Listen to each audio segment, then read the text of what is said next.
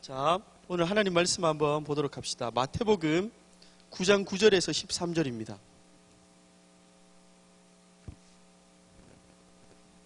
한 목소리로 한번 목사님하고 교독하도록 하겠습니다. 예수께서 그곳을 떠나 지나 마태라는 사람이 세관에 앉아 있는 것을 보시고 이르시되 나를 따르라 하시니 일어나 따르니라.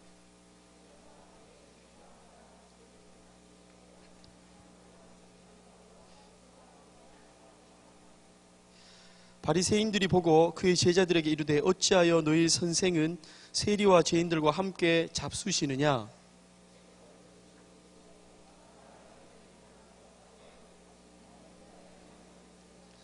자, 15절은 다 같이 한 목소리를 읽겠습니다. 시작.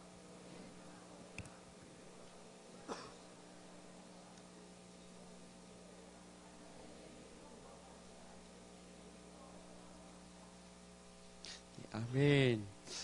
오늘 제목은 목숨을 건 소유라는 제목으로 같이 말씀을 좀 나누었으면 좋겠습니다. 한번 따라해 볼까요? 목숨을 건 소유.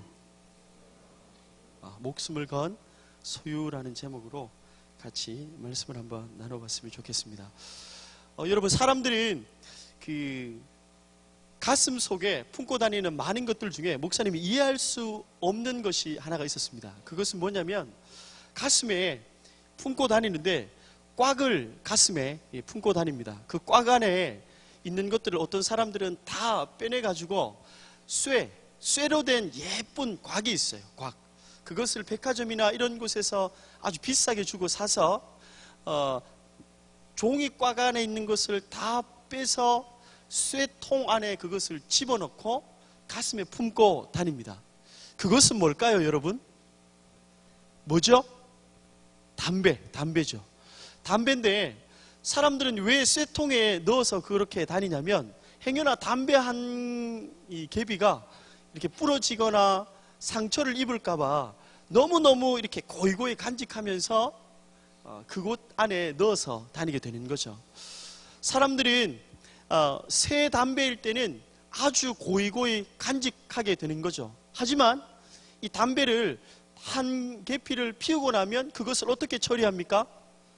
버려버리고 꽁초를 손으로 짓누르거나 발로 밟아버리게 되는 거죠. 담배는 이 이용 가치가 다 하면 그것을 버려버리고 맙니다. 이유가 뭐죠? 그 담배의 이 용도가 다 끝났기 때문입니다. 담배의 용도가 다 끝났다면 그것은 버려지게 되는 거죠. 처음부터 담배꽁초가 아니었습니다. 그것은 마치 하나의 이 보배로운 보물처럼 잘 간직된 무언가가 되었지만 용도가 끝이 나가면 버려지게 되는 거죠. 저는 지금 이 시대가 이 담배꽁초 신드롬에 빠져서 사는 삶이라고 생각합니다. 담배꽁초 신드롬, 그것이 뭘까요? 사람들은 담배꽁초처럼 될까봐 두려워하고 있습니다. 나의 용도가 다하면 사람들에게 버려질까봐 두려움 속에 끊임없이 쌓여 있다는 거죠. 우리가 어떤 곳에 이 가치 있는 사람처럼 여겨지다가 그 용도가 다해지면 버려질까봐 행여나 고민하면서 인생을 살아가고 있다는 거죠. 그래서 저는 이 시대를 담배꽁초 신드롬에 빠져서 사는 삶, 그 삶이 우리의 인생이 아닌가 그렇게 생각합니다. 믿음의 동역자 여러분, 여러분은 그런 두려움과 아픔을 느껴보신 적이 없습니까? 담배꽁초 신드롬, 나의 용도가 다해져서 때로는 사람들에게 버려질까봐 고민하며 걱정하며 살아가고 있지는 않습니까? 그림을 한번 볼 수 있을까요? 준비가 안 됐는데 목사님이 어떤 것을 가지고 왔냐면 꽁초를 가지고 왔어요. 담배꽁초. 사람들은 다 담배꽁초처럼 될까봐 여전히 두려워하고 무서워하고 살아가고 있습니다. 세상은 어떤 결론을 낼 수 있습니까? 세상은요, 사랑할 조건이 있을 때만 사랑합니다. 그 사람이 필요가 있을 때만 사랑하며 살아가는 것이 지금의 시대입니다. 담배꽁초가 처음에는 이러지 않았죠. 원래는 이러한 아주 가치 있는 인생, 뭔가 이 필요가 있어서 용도가 살아있기 때문에 저렇게 여겨지다가 결국에는 이러한 인생들이 되는 거죠.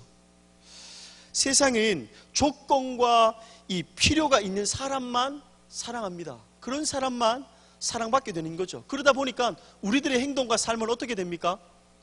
필요와 조건을 갖추기 위해서 우리는 노력합니다. 좋은 대학에 들어가야 인간 취급받습니다. 돈이 어느 정도 있어야 떵떵거리며 사람답게 살 수가 있는 거죠. 필요와 조건을 가지려고 합니다. 쉽게 말해서 나의 가치를 자꾸만 높이려고 스스로가 아둥바둥하며 살아가는 인생이 되는 거죠. 자신의 가치를 계속해서 높이면 그 가치 때문에 우리는 행복할까요? 믿음의 후배 여러분, 우리가 가치, 필요와 이 조건을 자꾸 갖추어서 나의 가치를 높인다고 해서 진짜 행복할까? 그 질문을 우리는 던져봐야 합니다.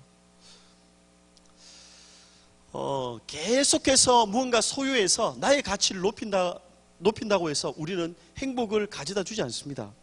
여러분, 이 사람을 보면 축구 감독 중에 세계에서 가장 유명하고 우리 팀의 축구 감독이 되어줬으면 좋겠다 하는 감독입니다. 누구입니까? 그렇죠. 퍼거슨 감독이죠. 퍼거슨 감독은요, 감독 랭킹 1위에 뽑힌 사람이기도 하지만 이 사람은 있을 수 없는 일이 있었습니다. 98년도부터 99년도까지 어떤 일이 있었냐면 전 세계에서 가장 굵직한 세계 축구 대회를 이 한 사람이 다 우승해 버렸습니다. 최초의 사람이 된 거죠.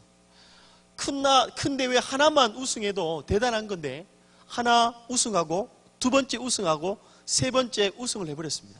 그래서 유일하게 최초로 트래블 우승이라는 우승을 차지하게 됐죠. 그래서 99년도에 이 영국의 엘리자베스 2세가 그때 트로피를 든 거고요. 엘리자베스 2세가 어떤 직위를 수여했냐면 기사직위를 수여했습니다. 퍼거슨 경이 된 거죠. 퍼거슨 경. 우승이라는 그 가치, 그것으로 자기의 가치를 높이자 국가에서 알아주게 되었습니다. 그런데 이 트로피를 들어 올린 다음에 그가 인터뷰 내용이 기가 막힙니다. 나는 아직도 승리에 목마르다. 이 고백은 우리가 누구의 고백으로 알고 있습니까? 히딩크, 맞아요. 히딩크 고백으로 알고 있는데 히딩크보다 더 앞서서 나는 승리에 목마르다 이렇게 얘기한 사람이 바로 퍼거슨 감독이었습니다. 99년도에 트래블을 달성하고 난 다음에 트로피를 들어 올렸다가 내린 다음에 그의 인터뷰는 이러했습니다. 나는 아직도 승리에 목마르다. 그리고 두렵다. 그렇게 얘기했습니다. 퍼거슨 감독은요, 승리를 통해서 자신의 가치를 자꾸만 높였습니다. 우승하면 할수록 그는 더 높아졌습니다. 그런데 그의 마음속에 어떤 마음이 있었습니까? 두려운 마음. 두려운 마음이 그 마음속에 자리 잡고 있었습니다.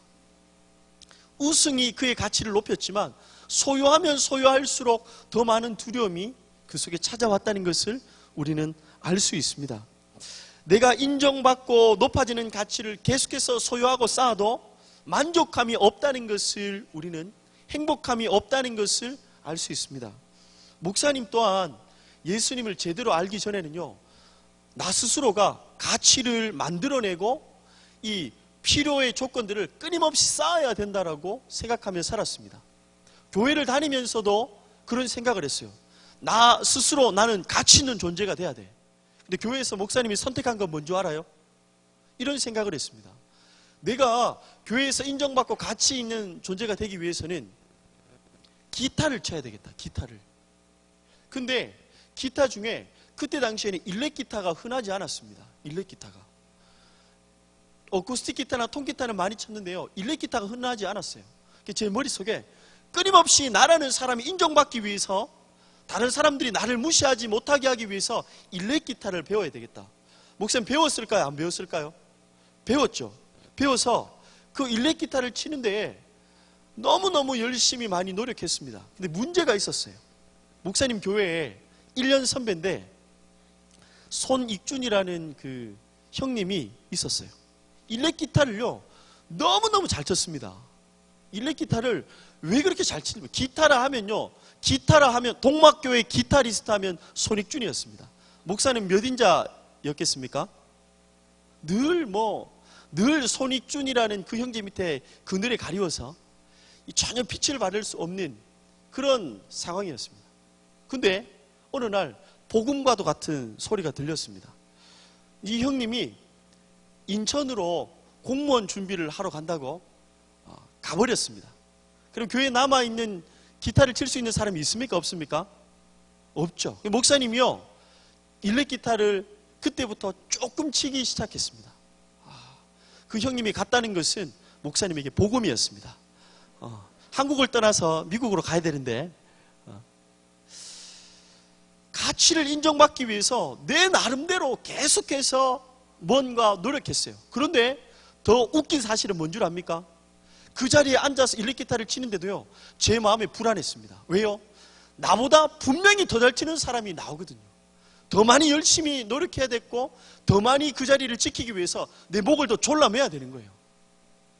뭔가 소유, 실력을 소유하는 것, 그것으로 우리가 행복해지는 것 아니라는 것을 우리는 기억해야 합니다. 저와 같이 이 담배꽁초 신드롬에 빠져서 살고 있는 믿음의 후배들은 없습니까? 뭔가 내 가치를 높이기 위해서, 오늘 또 소유하기 위해서 아둥바둥 살고 있는 사람, 소유함이 전부라고 여기는 사람, 그런 사람 없습니까? 여러분, 공부를 하지 말라는 얘기가 아닙니다. 돈을 모으지 말라는 얘기가 아닙니다. 미친 듯이 예수 그리스도를 만난 사람은요, 미친 듯이 공부해야죠. 목숨을 걸어야 합니다. 돈을 버는 것에도 목숨을 걸어야죠. 승진하는 것에도 목숨을 걸어야죠. 그러나 소유하는 것보다 더 앞서야 하는 것이 있다는 겁니다. 소유함, 그것보다 더 앞선 것이 있어야 합니다. 오늘 우리는 소유함에 목숨을 걸었던 이 한 사람을 보게 될 것입니다. 우리와 똑같은 사람이죠. 그러나 그의 인생이 뒤집어지는 전환점이 있어요. 그는 소유함에서 벗어났지만 가장 행복했습니다. 그 원인이 무엇인지 살펴봤으면 좋겠어요. 오늘 또 이곳에서 대학의 간판과 어떤 물질과 그것을 소유하기 위해서 아둥바둥 살며 죽을 것 같은 고통 가운데 있는 믿음의 선배들과 후배들이 있습니까? 우리가 소유하는 것보다 먼저 되어야 할 것, 그것을 오늘 본문을 통해서 우리는 알아야 합니다. 오늘 본문의 주인공은요, 마태입니다. 마태. 레위 마태죠. 근데 그 마태는 직분이 세리였습니다. 세리를 해석할 때 세리가 두 종류가 있다는 것을 모르면 성경을 절대 제대로 우리가 풀어낼 수 없습니다. 세리는요, 모케스 세리와 가바이 세리가 있다는 것을 우리는 알아야 합니다. 세리는 두 종류예요. 삭개오도 이 모케스 세리였습니다. 세리를 따질 때 모케스인지 가바인지 이거를 모르면 예수님의 의도를 전혀 우리는 알 수 없습니다. 세리를 보면 가바이 세리는요, 어떤 세리냐면 토지세와 인두세와 소득세를 거두는 세리였습니다. 요 세 가지만 거두어요. 토지세는요, 곡물이 나오면 10분의 1을 걷습니다. 과일이 나오면 5분의 1. 인두세는 어떻게 거두냐면 남자는 14세에서 65세, 여자는 12세에서 65세가 되면 이 세금을 거두어 드리게 되는 거죠. 그래서 공식적인 세금을 거두어 드리는 게 가바이 세일이었습니다. 근데 문제는 모케스 세일이에요. 오늘 마태는 모케스 세일인데 이 사람은 어떻게 세금을 거두냐면요, 자기 기분에 따라서 로마의 지배를 받으면서 거두어 드리면 됩니다. 예를 들어서 마차가 지나가고 있지 않습니까? 그러면 마차의 바퀴가 6개면 4개보다 바퀴가 2개가 더 많기 때문에 더 많은 세금을 거두는 거예요. 더 많은 세금을. 살찐 소가 이 다리를 건너가고 있으면 그냥 불러 세워서 다리에 통행요금을 받는 거예요. 이 사람은 로마에 있어서 세금을 마음껏 거두어 드릴 수 있는 권한을 부여받은 사람입니다. 그래서 마음껏 부여받는 거예요. 이런 것도 있었습니다. 사람이 지나가는데 다리를 지나가는 거예요. 그럼 세금을 거두고 싶잖아요. 그 사람을 불러 세웁니다. 당신 뭐 가진 거 없어? 어디 가오?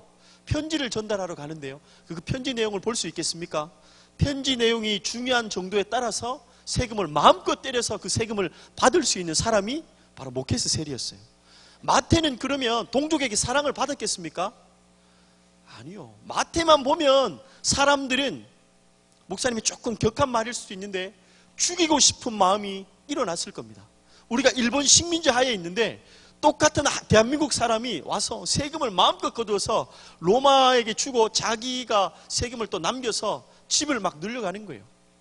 밉고 싫고 그렇지 않겠어요? 레위 마태는요, 가바의 세리가 아니라 모케스 세리였습니다. 사람들은 그를 싫어했어요. 미워했어요. 그는 그럴수록 어떻게 했습니까? 소유함에 목숨을 걸었습니다. 왜 소유함에 목숨을 걸었을까요? 그는 가난해지면 옆집에 가서 쌀 하나 꿀 수 없는 사람입니다. 다 자기를 죽이려고 하는데 누가 자기가 힘들다고 자기를 도와주겠어요? 그의 아내와 자식들이 잘 살기 위해서는요, 더 악랄하게, 더 치졸하게, 더 치열하게 소유함에 목숨을 걸어야 했습니다. 소유함에 목숨을 거는 거예요. 마태는 그런 인생을 살았습니다. 근데 마태는 이 소유함에 목숨을 걸기 위해서 오늘 또 어디에 앉아 있었냐면 세관에 앉아 있었던 거예요. 세관에 앉아서 걸리는 사람 없나? 꼬투리만 잡으면 다 거둬들이면 되는 거예요. 그래서 오늘 또 세관에 앉아 있었습니다. 그의 삶은 행복하지 않았습니다. 그의 삶은 행복하지 않았어요. 세리는 여러분 어떤 단어와 같이 쓰여지는 줄 알아요? 9장 11절을 한번 볼래요? 마태복음 9장 11절 우리 다 같이 한번 한 목소리로 한번 읽었으면 좋겠습니다. 시작.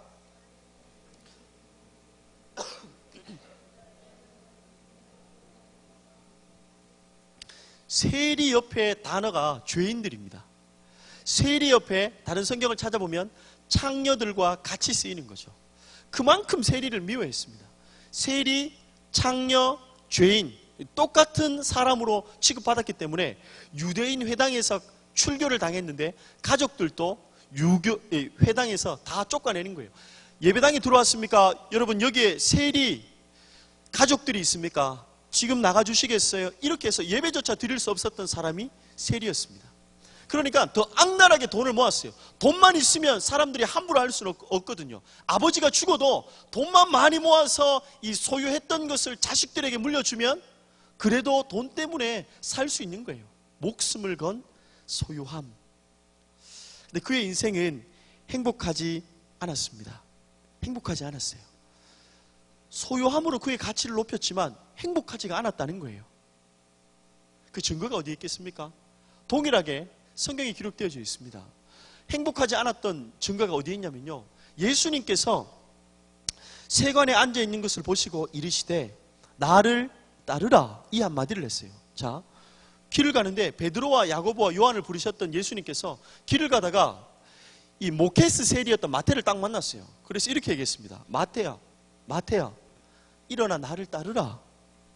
그러면 마태는요 이렇게 얘기해야 될 겁니다. 예수님, 제가 어느 정도 잔고 정도는 예수님의 제자로 살아가기 위해서 잔고 정도는 이 아내에게나 아들에게 좀 물려주고 오겠습니다. 세관에 가서 이제 나 이 짓 안 한다고 이야기하고 올게요 라고 말이라도 있어야 될 텐데 성경을 읽어보면 일어나 따르라 하시니 일어나 따르니라. 이게 답니다. 어떠한 변명과 어떠한 고백 없이 예수님이 따라오라 하니까 그는 단번에 따라갑니다. 왜 따라갈까요? 그의 삶은 만만치 않았습니다. 소유함으로 그의 가치가 올라가고 행복하고 평안할 것 같았지만 행복하지 않았습니다. 예수님은 그런 마태를 알고 있었고 부르셨고 어떤 것도 그는 뒤도 돌아보지 않고 바로 예수님을 따라가는 인생이 되었습니다. 지금 이 본문에는 나오지 않는데요, 병행구절 누가복음 5장 28절에 이렇게 고백되어져 있습니다. 다 같이 한번 읽어볼까요? 시작. 그가 모든 것을 버리고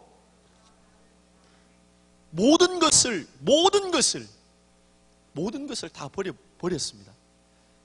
소유함에 이제는 목숨을 거는 인생이 아니라 그는 소유됨에 목숨을 걸었습니다. 자, 다시 소유함에 목숨을 걸었다가 그게 너무 고통스럽고 힘든 거예요. 그래서 그의 인생은 소유됨, 예수님께 소유되기 위해서 목숨을 걸어버렸습니다. 목숨을 걸었어요. 자, 일제치하에 동족의 돈을 빼앗았던 사람이 나는 이제 일제 앞잡이가 안 되겠습니다. 직업을 내려놓았어요. 사람들은 그 사람을 사랑으로 받아줄까요? 아니요. 그는 이제 돈도 없고 어쩌면 거지로 늘 사람들에게 미움을 받으며 살지 몰라요.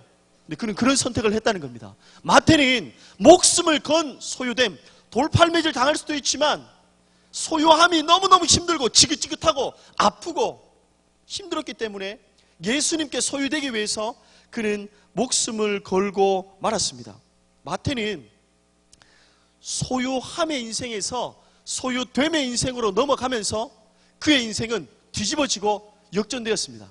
가장 복되고 가장 행복한 인생을 살았습니다.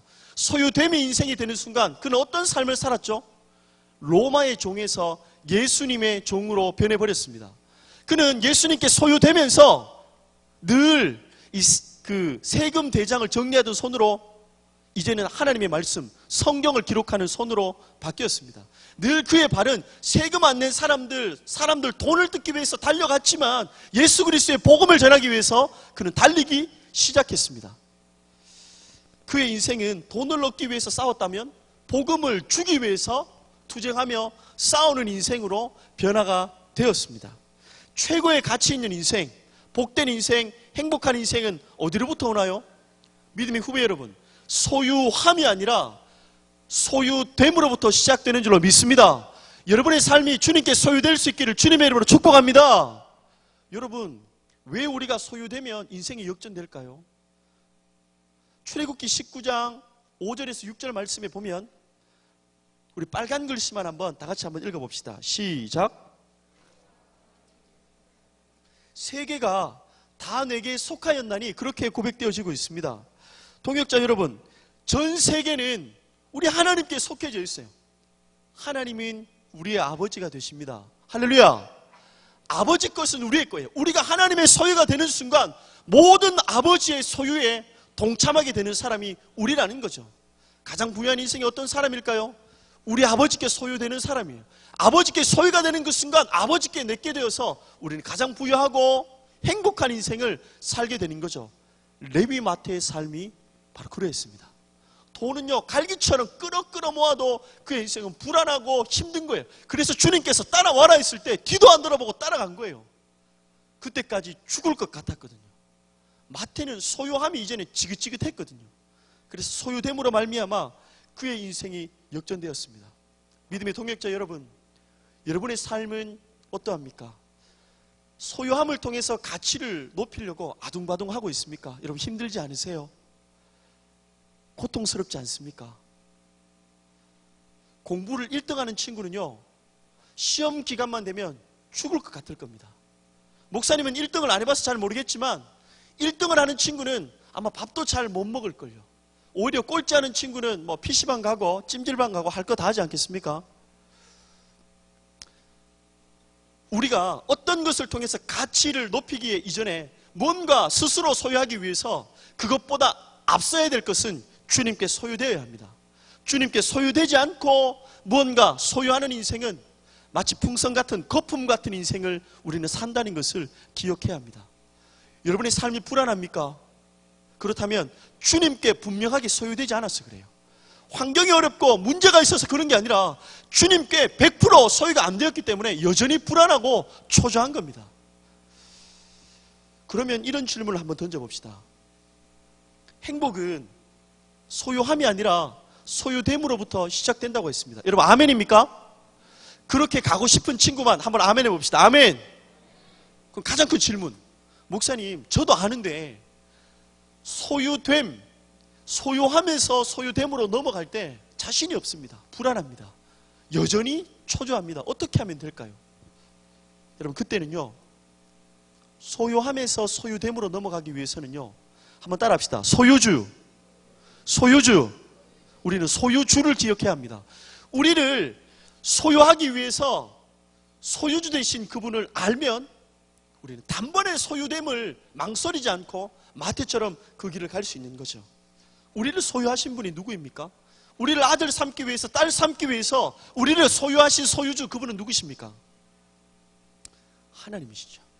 목사님이 하늘 MBC 자연 다큐 눈물 시리즈를 보았습니다. 이제 동물 시리즈로 이어지는데 이 눈물 시리즈를 볼 때 황제 펭귄 편이 나왔어요. 펭귄 중에 황제 펭귄이 알을 놓으면 4개월 동안 아빠 펭귄이 영하 50도 되는 그 상황에서 이 알을 지킵니다.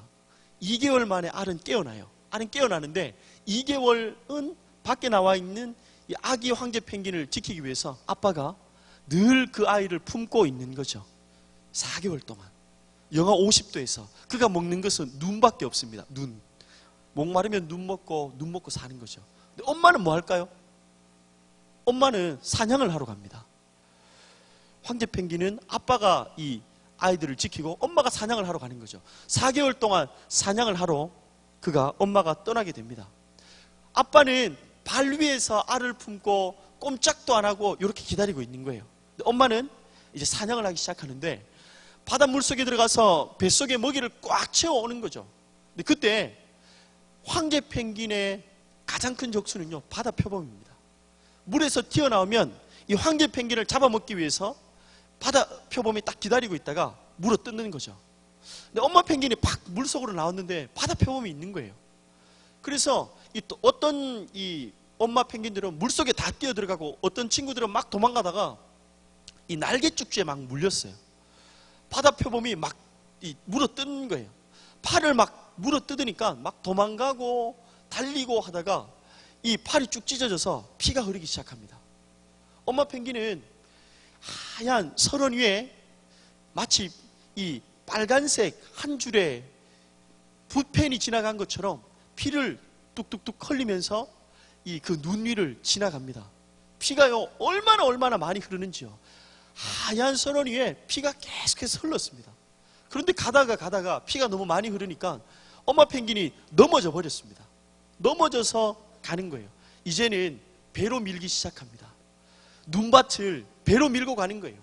계속해서 한참을 배로 밀고 빨간색 피를 다 흘리면서 한 이 펭귄 공동체에 도착했습니다.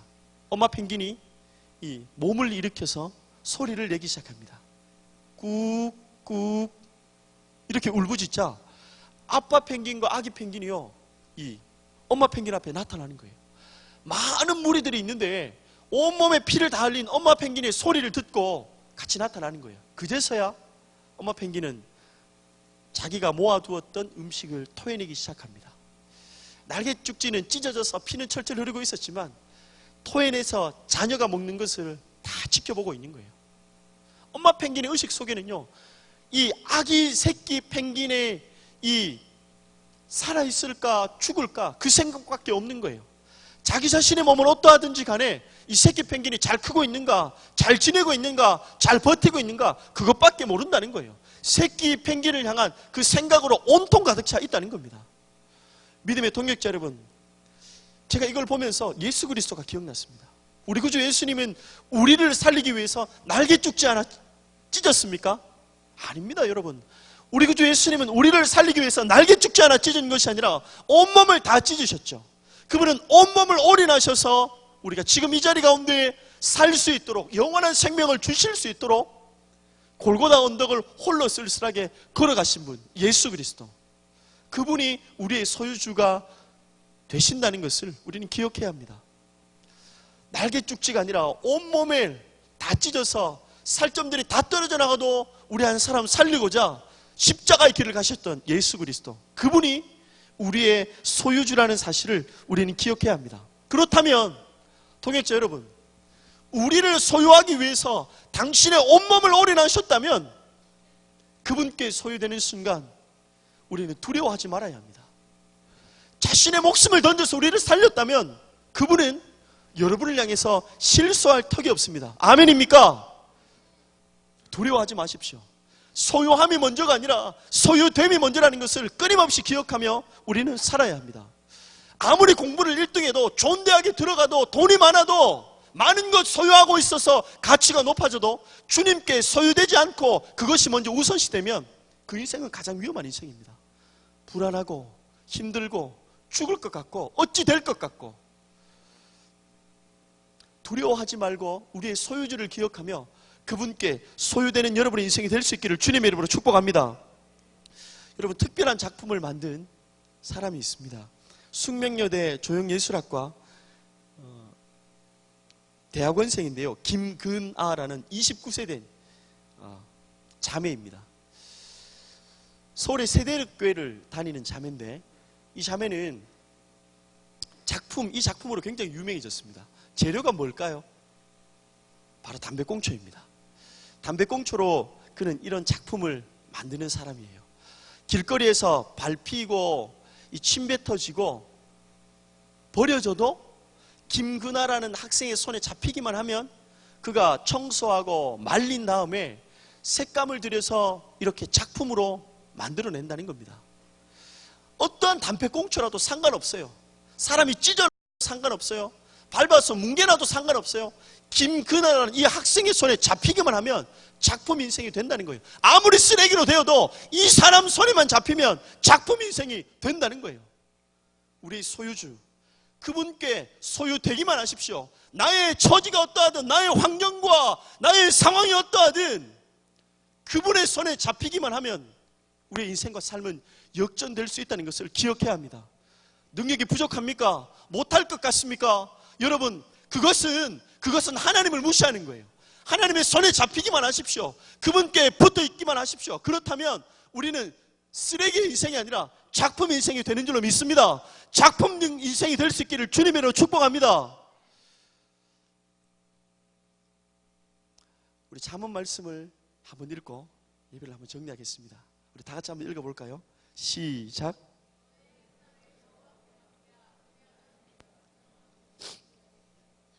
할렐루야. 믿음의 후배 여러분, 전 세계 사람들은요 소유함에 미쳐 있습니다. 대통령 한번 하면요, 대통령 하면 인생 끝난 줄 압니다. 소유됨 없이 대통령 되면요 그 인생 정말 끝장입니다. 하나님이 삐짓고 들어갈 틈이 없습니다. 소유함. 마태는 외로웠어요. 힘들었어요. 죽을 것 같았어요. 그렇지만 그는 소유하지 않고는 살 수 없다라고 생각했습니다. 그런데 그의 인생은 소유됨으로 말미암아 인생이 역전되고 변화되어져 버렸습니다. 예수님의 부르심 앞에 단번에 그는 따라가는 인생이 되었고 가장 복된 인생으로 살아갈 수 있었습니다. 소유함에서 소유됨으로 어떻게 바뀌었죠? 그는 예수 그리스도가 어떤 분인지 분명히 알고 있었습니다. 두려워하지 말고 소유함에 목숨을 거는 것이 아니라 소유됨에 먼저 목숨을 걸어서 소유주이신 그분을 기쁘시게 하는 여러분의 인생이 될 수 있기를 주님의 이름으로 축복합니다. 한번 따라합시다. 소유됨에 목숨을 걸자. 한번 찬양하고 예배를 한번 정리하겠습니다.